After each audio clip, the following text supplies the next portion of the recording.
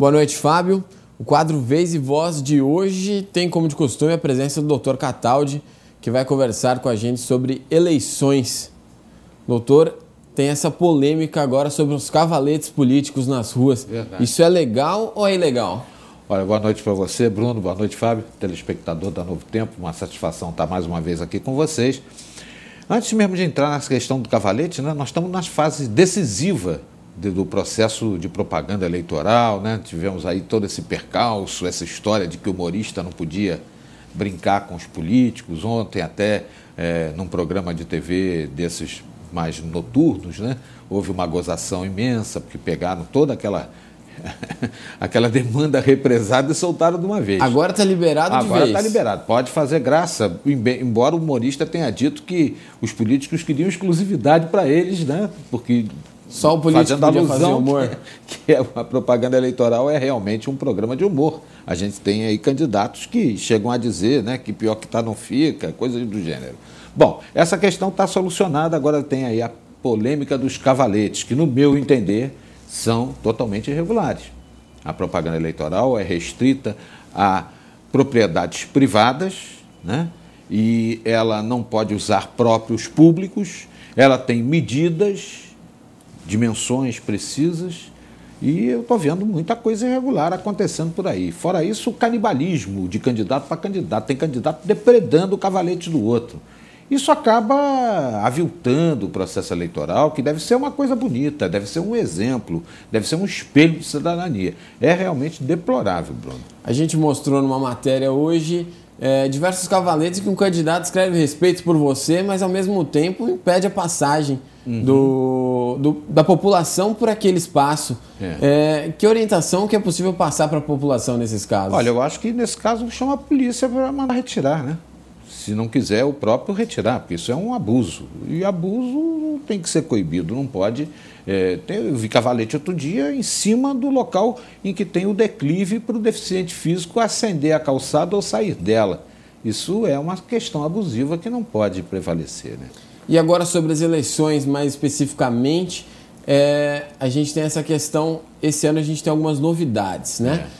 Como é que vai funcionar a identificação do eleitor nessa eleição? É uma eleição diferente das outras, porque antigamente, se você soubesse onde era a sua zona eleitoral, a sua urna, você podia comparecer tão somente com a sua carteira de identidade, e se não tivesse o título. Hoje não vai ser assim, quer dizer, na próxima eleição não será assim. A pessoa, além do título de eleitor, terá de levar também a carteira de identidade com foto e a impressão digital.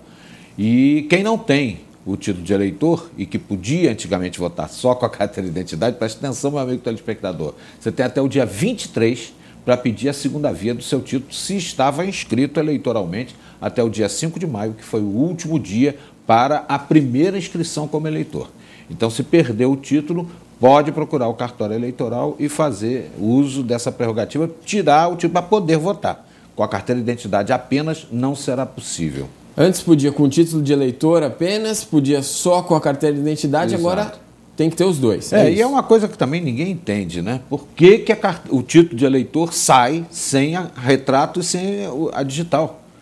Agora, em outubro, me parece, vai começar um novo processo de identificação, a reidentificação do identificado. Então, nós vamos ter um documento único federal em que, mesmo assim, burocrático, porque em vez de ter um número único para a pessoa, quando nasce, bota lá um número no sujeito e esse número o acompanha o resto da vida, como é nos Estados Unidos, né?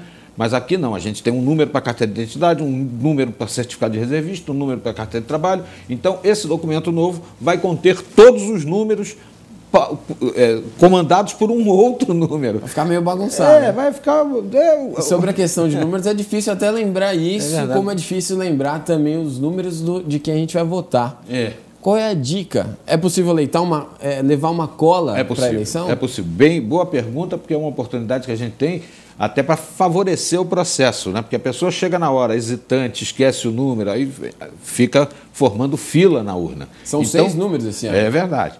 Então, a autorização, você pode pegar, vou votar em quem? Fulano, Beltrano, Ciclano. O que não pode acontecer é o que eu tenho visto por aí, né? Pessoas que estão fazendo já a marcação com os números e dando ao eleitor para o eleitor votar. Isso não pode ser voto de cabresto, né? O próprio político faz tudo preenchido. Já dá preenchido, eu acho que isso é uma irregularidade também. Não pode fazer isso não. É voto de cabresto. Muito obrigado, doutor. Esse foi o quadro Vez e Voz de hoje com o Dr. Cataldi.